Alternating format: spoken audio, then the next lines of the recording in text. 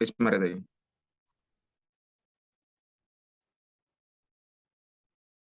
Assalamualaikum warahmatullahi wabarakatuh. Selamat pagi, siang, sore, dan malam untuk dosen pengampu mata kuliah Pembangunan Aplikasi Enterprise, yaitu Ibu Nania Nusulita, dan juga untuk teman-teman semua yang menyaksikan video pada kali ini. Pada kesempatan ini, kami dari kelompok 1 mata kuliah Pembangunan Aplikasi Enterprise akan mempresentasikan hasil tugas kami dalam pemenuhan tugas UTS pada mata kuliah Pembangunan Aplikasi Enterprise tahun ajaran semester ganjil tahun 2022-2023. Pada kesempatan kali ini, kami akan mempresentasikan hasil pembangunan aplikasi enterprise kami, yaitu aplikasi Ricky Nelson Academy, di mana pada kesempatan kali ini kami akan membahas mengenai diagram use case, skenario use case, diagram activity, dan juga hingga ke diagram sequence. Baik, untuk pembahasan pertama akan dibawakan oleh teman saya, yaitu Rehan Bayu. Baik, jadi pada 3 diagram yang dikumpulkan di UTS ini, salah satunya yang pertama adalah use case. Jadi use case yang kami buat untuk aplikasi Ricky Nelson Academy ini nantinya akan berbentuk mobile apps, di mana dibutuhkan 2 aktor, ada user maupun admin. Dalam use case yang kami buat, semuanya itu terinclude ke dalam use case login. Jadi ketika user itu ingin melakukan aktivitas di dalam aplikasi tersebut atau melakukan skenario pada use case tersebut, pertama-tama dia harus melakukan login terlebih dahulu, dan di sini juga kami memberikan kondisi extend yang dimana itu bisa dilakukan maupun tidak. Jadi tidak dilakukan setiap saat, tapi bisa dilakukan ketika dia dibutuhkan. Salah satunya ialah adanya perubahan data peserta. Jadi perubahan data peserta ini bisa dilakukan ketika user telah melakukan pendaftaran peserta. Terus ada penghapusan jadwal dan perubahan jadwal. Hal ini dapat dilakukan ataupun bisa dilakukan sesekali ketika ada penambahan jadwal dan presensi. Jadi untuk pendefinisian aktor sendiri, user itu merupakan calon peserta didik yang akan mengikuti akademi sepak bola Ricky Nelson Academy, di mana calon peserta didik tersebut akan melakukan pendaftaran terlebih dahulu, dan nanti ketika datanya sudah terekam di database yang di mana dia sudah divalidasi oleh admin, maka dia bisa mengakses sistem tersebut dengan hak aksesnya. Kemudian ada admin yang merupakan aktor yang memiliki akses penuh terhadap sistem dan dapat melakukan CRUD atau dia bisa melakukan create, read, update, dan delete. Kemudian ada pendefinisian use case. Jadi pendaftaran peserta itu untuk melakukan proses pendaftaran tentunya bagi user yang ingin mendaftar ke Ricky Nelson Academy. Terus login ini adalah suatu proses di mana aktor itu dapat menggunakan sistemnya secara full dengan hak aksesnya masing-masing. Terlebih dahulu harus melakukan input kredensial atau input akun agar bisa mengakses sistemnya. Kemudian ada perubahan data peserta. Jadi perubahan data peserta ini bisa dilakukan ketika user telah melakukan pendaftaran dan data yang diubah adalah merupakan data pribadi. Selanjutnya ada penampilan jadwal. Penampilan jadwal di sini bisa menampilkan baik sisi jadwal latihan maupun sisi jadwal pertandingan yang dapat dilihat oleh user. Kemudian ada pengisian presensi. Jadi pengisian presensi ini dilakukan sebagai bentuk administrasi, tentunya administrasi kehadiran, di mana user itu melakukan presensi baik maupun jadwal tanding ataupun jadwal latih. Kemudian ada penampilan report. Nah, report di sini adalah hasil dari usaha user selama dia mengikuti Akademi Ricky Nelson Academy. Jadi dilihat usahanya itu membuahkan hasil seperti apa untuk capaian prestasinya dan capaian grafik bagaimana dia melakukan lompatan-lompatan selama latihan tersebut. Jadi dilihat progres-progresnya, dinilai. Nah, itu untuk nilai pribadi masing-masing. Kemudian ada penerimaan peserta, di mana ini nanti dilakukan oleh admin untuk melakukan validasi user, dan ketika valid datanya, itu nanti akan diubah status dari user menjadi telah mendaftar dalam aplikasi, kemudian ada penambahan jadwal dan presensi. Jadi ya seperti biasa ini proses penambahan jadwal dan attendance kepada user agar mereka itu bisa melakukan, pengisian oleh user maupun dia bisa melihat jadwal apa yang akan berlangsung pada hari-hari ke depannya. Kemudian ada perubahan jadwal, bisa jadi karena ada informasi dadakan perubahan karena sifatnya sangat dinamis di sepak bola. Jadi di situ sewaktu-waktu admin dapat merubah jadwal tanding maupun jadwal latih. Kemudian ada penghapusan jadwal, tentunya itu untuk menghapus jadwal dan ada pengisian report yang dilakukan oleh admin. Tujuannya agar nanti pada saat report ini sudah diisi bisa dilihat oleh user itu sendiri. Ah, Setelah itu kita masuk ke dalam skenario. Jadi pada use case sendiri itu ada skenario skenario normal maupun skenario alternatif. Berhubung skenario di sini sangat banyak, pada use case kita, saya akan menjelaskan 2 di antaranya dari beberapa use case yang telah kami buat, yaitu login. Jadi login ini aktornya adalah user, user dan aktor. Jadi aktor di sini ya bisa jadi adminnya sendiri juga bisa masuk ke dalam mobile apps maupun user. Kemudian kondisi awalnya di sini adalah aktor sudah terdaftar tentunya pada database aplikasi Regional Sun Academy. Kemudian ada kondisi akhirnya aktor berhasil masuk ke dalam sistem. Jadi skenario normalnya itu ada 5, di antaranya terbagi jadi aktor dan sistem. Untuk aktornya sendiri, dia pertama-tama akan membuka aplikasi Regional Sun Academy, kemudian sistem akan menampilkan halaman login, mengirimkan halaman login kepada aktor, terus aktor dapat menginputkan username dan password. Lalu setelah itu sistem akan memvalidasi apakah datanya sesuai, apakah username dan passwordnya sesuai dengan yang tertera pada database. Ketika dia sesuai, maka sistem akan menampilkan landing page. Ketika tidak, skenario alternatifnya apa? Dia akan menampilkan pesan login gagal dan disuruh untuk menginputkan username dan passwordnya kembali. Dan ketika divalidasi data kembali, maka sistem akan menampilkan landing page. Kemudian, bisa ke penerimaan peserta mungkin, salah satu contoh lagi. Jadi pada penerimaan peserta ini dilakukan oleh admin, di mana kondisi awalnya ini seorang calon peserta belum terverifikasi. Jadi ketika peserta itu telah daftar, dia masih dalam kondisi pending untuk menerima, verifikasi dari admin tersebut. Nah, ketika dia belum memiliki akun dengan role user pada sistem aplikasi tersebut, sehingga, eee, user ini belum bisa mengakses aplikasi nantinya. Nah, apa kondisi akhirnya pada penerimaan peserta ini? Tentunya seorang calon peserta telah terverifikasi dan sudah memiliki akun dengan role, yang telah ditetapkan oleh admin pada sistem aplikasi ini sehingga nanti user dapat, mengakses sistem dari aplikasi mobile apps Regional Sun Academy. Sama, masih ada skenario normal maupun skenario alternatif. Jadi di aktornya di sini tentunya pertama-tama kalau aktor dari admin itu dia akan membuka halaman landing dashboard admin. Nah, perbedaannya adalah untuk admin sendiri kami sediakan website, base-nya adalah website agar lebih mudah ketika admin melakukan pekerjaannya dan, lebih proper ketika dia menggunakan device berbentuk seperti laptop maupun PC. Kemudian setelah itu sistem akan menampilkan halaman landing dashboard admin, kemudian diikuti dengan membuka halaman peserta atau memilih fitur peserta. Setelah itu sistem akan menampilkan tampilan halaman peserta. Setelah itu admin akan membuka bagian detail pada peserta.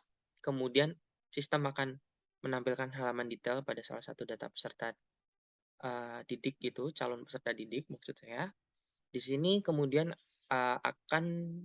aktor akan mengubah status peserta menjadi terverifikasi. Terus sistem akan memperbarui data peserta dan akun user berhasil terverifikasi. Nah, skenario alternatifnya bagaimana? Eee, jadi admin akan mengubah status peserta yang tidak menjadi peserta didik, kemudian sistem akan memperbarui data peserta, dan poin terakhir adalah sistem akan menampilkan permohonan maaf, baik pesan dengan bunyi, "Mohon maaf Anda belum dapat mengikuti kegiatan pada Regional Sun Academy pada tampilan calon peserta didik yang tidak terverifikasi. Mungkin itu yang bisa saya sampaikan, di use case. Selanjutnya akan dilanjutkan oleh activity diagram, dibawakan oleh Nabil Mustafa. Oke, baik. Terima kasih, Bayu. Akan saya lanjutkan untuk mengenai activity diagramnya. Untuk activity diagramnya, ini juga sama dengan use case skenario, mencakup dari semua proses yang terjadi di dalam sistem yang akan dibuat. Di activity diagram ini akan menggambarkan aktivitas yang terjadi pada setiap proses pada aplikasi Ricky Nelson Academy. Karena untuk login dan penerimaan peserta tadi udah, saya mungkin akan menjelaskan mengenai pendaftaran peserta, yang dimana user akan membuka aplikasi Ricky Nelson Academy, lalu sistem akan menampilkan halaman login. Nah, di halaman login ini, user atau peserta dapat memilih opsi pendaftaran peserta. Nah, nantinya sistem akan menampilkan halaman pendaftaran, lalu user dapat mengisi form yang ditampilkan dari sistem. Lalu untuk mengkonfirmasi, user harus menekan tombol submit pada form pendaftaran.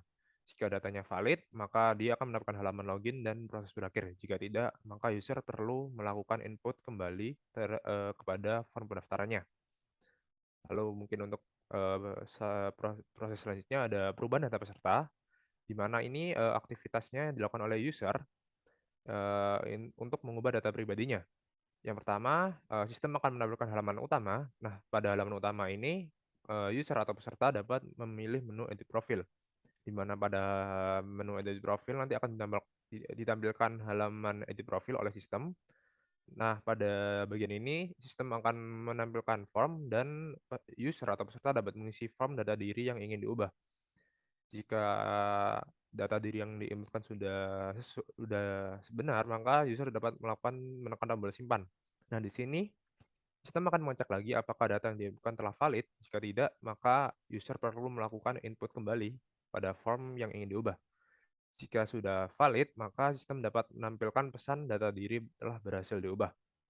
Lalu selanjutnya ada penampilan jadwal, yang ini di mana sistem dapat menampilkan jadwalnya, di mana ini sistem akan menampilkan halaman utama, lalu user dapat memilih menu jadwal, maka pada selanjutnya sistem akan menampilkan halaman jadwal dan menampilkan jadwal-jadwal yang ada untuk tiap-tiap peserta tersebut. Lalu mungkin untuk activity diagram yang akan saya jelaskan terakhir yaitu mengenai pengisian presensi, di mana aktivitas ini akan dilakukan oleh user untuk mengisi presensi kehadiran setiap pelatihan ataupun pertandingan yang akan dilakukan oleh user. Nah, di sini pertama sama, sistem akan menampilkan halaman utama dari aplikasi, lalu user dapat memilih menu presensi.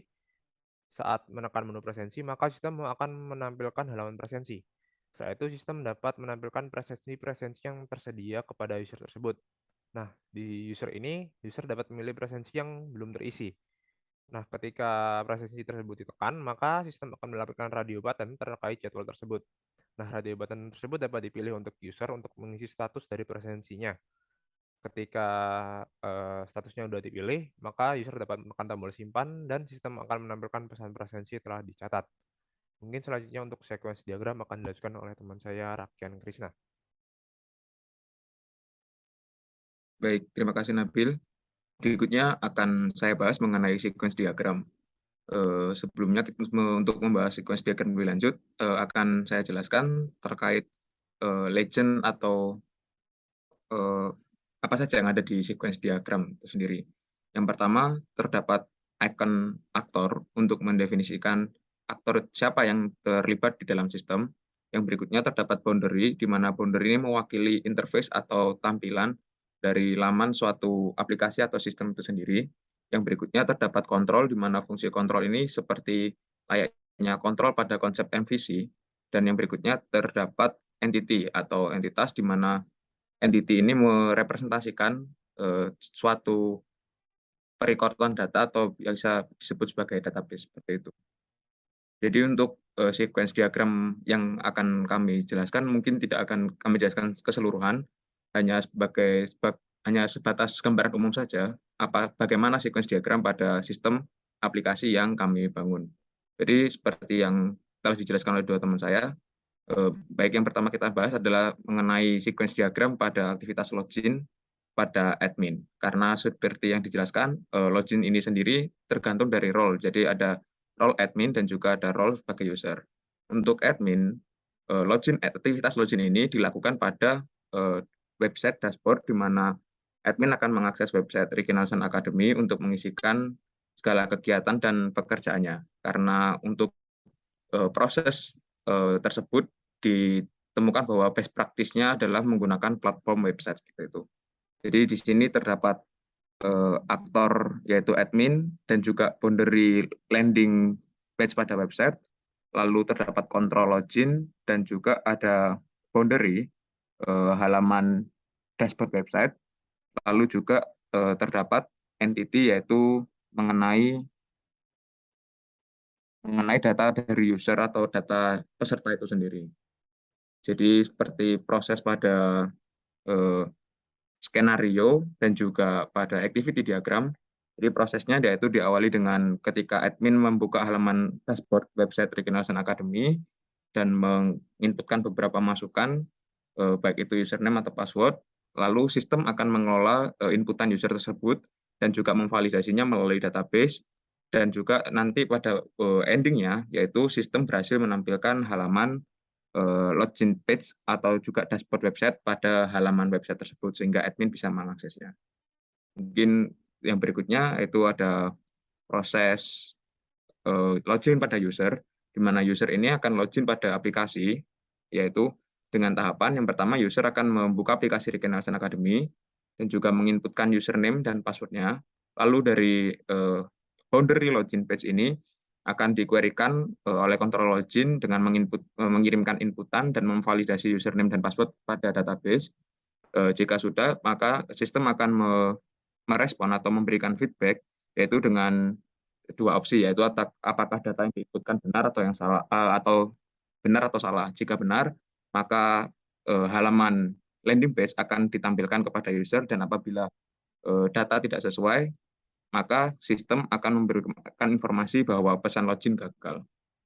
Baik, yang berikutnya terkait mengenai pendaftaran peserta, di mana pendaftaran peserta ini terdapat beberapa legend, yaitu yang pertama ada aktor, di mana aktornya ini user, dan juga terdapat boundary login page, registrasi page, di mana login page ini akan menampilkan halaman terkait peserta login, dan yang berikutnya ketika user masih belum memiliki akun, maka user akan melakukan registrasi, di mana akan diarahkan ke halaman registrasi, dan juga terdapat controller, yaitu bagian registrasi, dan juga terdapat entity terkait data user. Jadi untuk prosesnya, user akan membuka aplikasi, lalu pada halaman login page tersebut, ada opsi untuk user melakukan registrasi.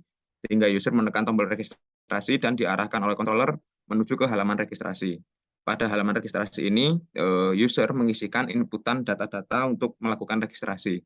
Setelah selesai, maka data-data tersebut akan dikirimkan melalui controller untuk di-query pada data dan disimpan kepada database yang terkait data user. Terdapat dua opsi, yaitu antara normal skenario dan exceptional atau alternatif skenario. Pertama, apabila skenario itu berhasil dengan normal, maka dari sistem akan mengarahkan ke halaman login dan menyampaikan pesan dengan bahwa registrasi telah berhasil dan menampilkan halaman di login page kembali. Apabila user gagal melakukan registrasi pada sistem, maka sistem akan mengirimkan respon, yaitu berupa pesan gagal dalam melakukan registrasi, dan mungkin user akan diminta kembali untuk mengisikan form dengan benar. Mungkin kurang lebih hanya itu yang dapat kami presentasikan karena terbatasnya waktu dalam durasi untuk melakukan presentasi. Baik apabila ada kesalahan kata dari kelompok kami, baik itu disengaja maupun tidak sengaja, dan juga terdapat kesalahan dalam tindakan, kami mohon maaf sebesar-besarnya, dan juga terima kasih telah menyaksikan video ini hingga di akhir. Akhir kata, wassalamualaikum warahmatullahi wabarakatuh. Terima kasih.